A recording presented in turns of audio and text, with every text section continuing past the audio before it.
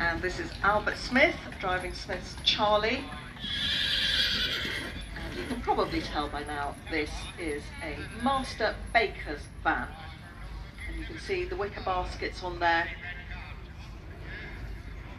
A couple of decades ago they would have been allowed to carry goods, but the rulings are now they don't, and equally they're not to get off the vehicle. We used to have some of our light trade exhibitors would actually get off the vehicle and leave the horse standing in the middle of the ring to show how beautifully obedient it was, which was amazing. But health and safety doesn't permit this sort of thing nowadays, but we are showing a bit of a sideways movement there, which actually gives us quite a curious insight into what these turnouts would have had to have done, i.e. backing into spaces, being able to fit round nooks and crannies. Hello, Justin, sir. Curtsy.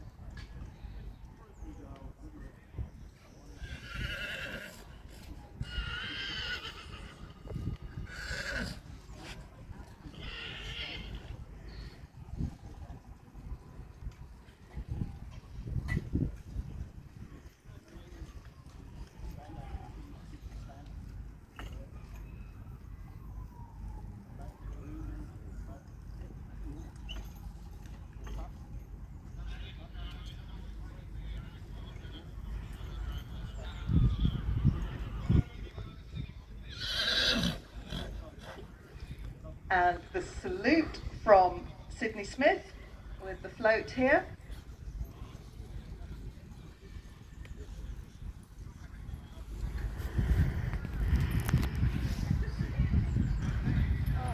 So that is a very typical version of what is sometimes called a Pickering float, but it's a good example of the float family. We have various different families in our carriage world, be they gigs, which are two-wheeled vehicles. We'll see plenty of them in our later showing classes.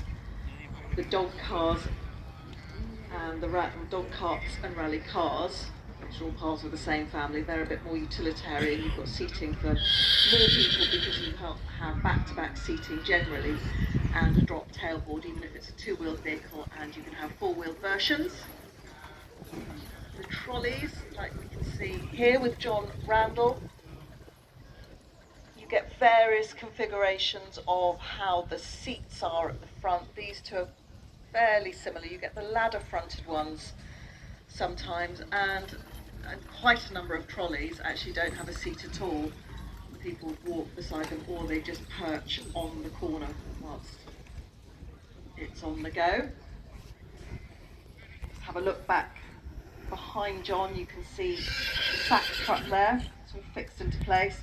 Little rug on the back, so that if it is a cold or wet day, the horse has got something just to cover its quarters in particular. It's really the loins. That's a bit, if you think sort of where our kidneys are, that's a bit of a vulnerable point on our backs as well. So if you, like anything, if you want to warm yourself up, there's various points on your human body that you know are warm. And it's the same with the horses. So cover them up over their loins if you're trying to warm them up as well.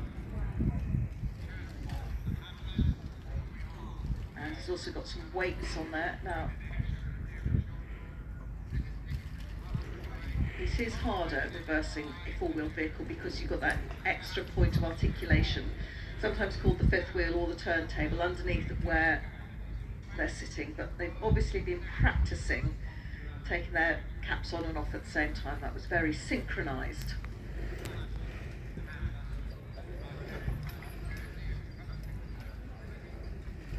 As I said in the previous class, it tends to be down to personal preference as to whether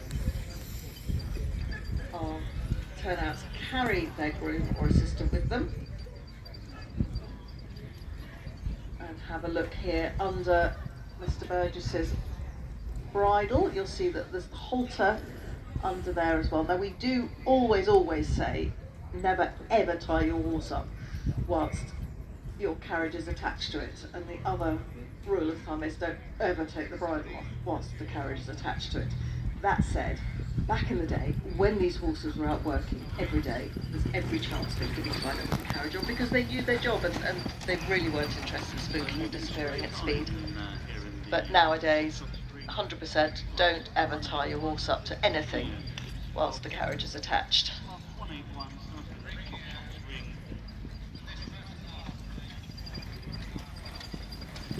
Michael Burgess here with Tamarick Audacity.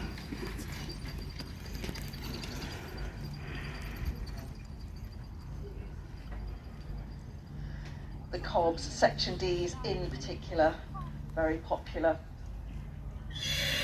as driving. Well, all the Welsh breeds are 4 sections. A, the mountain ponies. B, probably less so because they've gone a bit more fine and riding pony-like, but the Cs and certainly the Ds, the bigger and the smaller cobs, very popular for driving. You've got massive bones, stamina, really strong across their backs, so that powers forward the back end. We normally have some very good ridden cob classes here later in the day. They're worth watching just to see the power that these horses that were bred and built not only on undulating ground, it's really good for them down through the generations from young foals to be moving uphill and downhill. Helps the development of their bones, their skeletal strength. Moving, just like us, should be in motion as much as possible.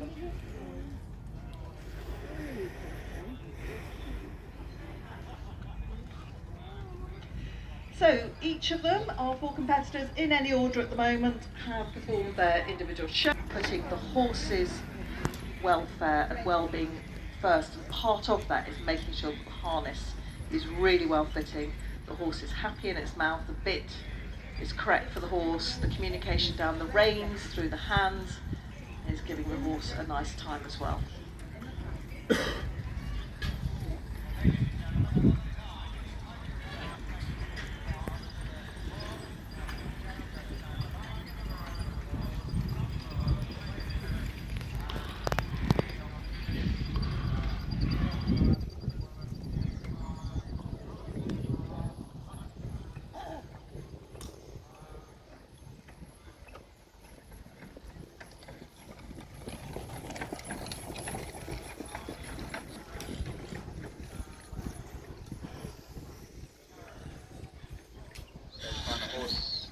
Over to fill him around the confirmation assessment, or have had the ride assessed by Craig Kivia. Recorded vicinity and supporting and sponsoring this competition. Class 191, the local working hunter. There is the best Norfolk working hunter up for grabs as well. The group actual trophy for our best Norfolk working hunter. So if Susan Beachy is in the vicinity and would like to present the award, she's more than welcome to do so towards the conclusion of class 191, the local working hunter.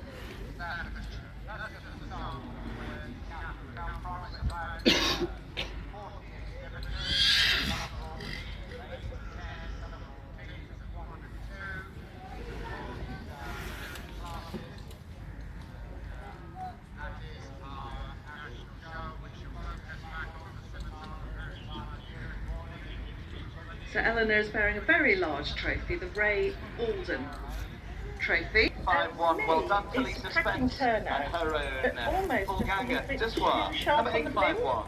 So he was then said, well, should I do red, white and blue? And I'm more than happy to discuss that with each turnout if they want my opinion for what it's worth.